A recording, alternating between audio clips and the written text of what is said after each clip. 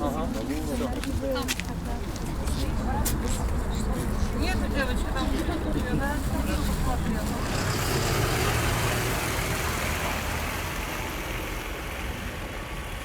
Я приехала к 8, вот, но ребята уже записали в списке.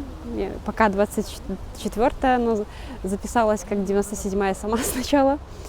Вот, но мы ждали, потом поехали вот машиной, это в районе 9, не знаю, машин 5, наверное.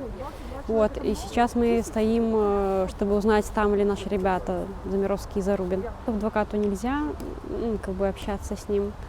Вот, ну ничего не знаю, на суде тоже и не видела, и только слышала.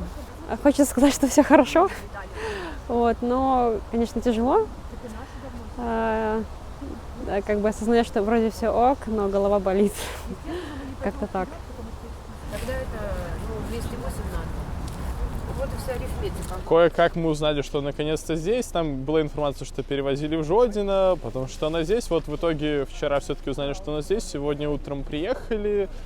Вот к семье я был здесь, потом мама подъехала. Мама еще не из Минска, поэтому ехала из Лиды. Подъехала, но вот часов, не знаю, в 8, в 9, 5 автовозаков сюда заехало и увезли людей, поэтому стали в очередь, узнали, ну, сказали, в ВС Барановича увезли, вот сейчас поедем.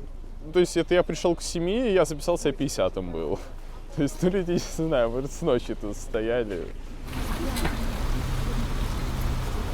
Мы приехали к подруге, которую задержали на митинге студентов в субботу, это было 17 октября.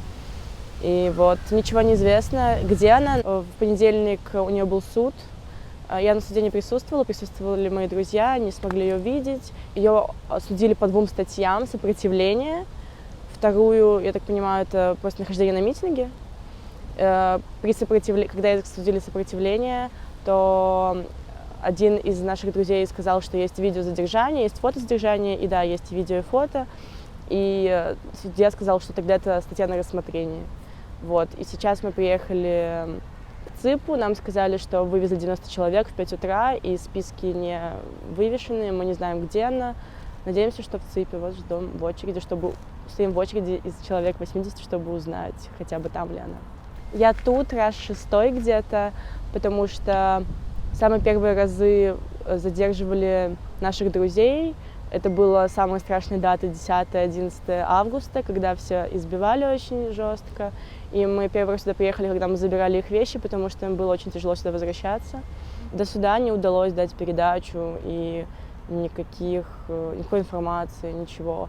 И, конечно, никакой информации не предоставляют. Нужно названивать всем во все РУВД, во все ЦИПы, приезжать, стучать им в двери, чтобы хоть что-то узнать.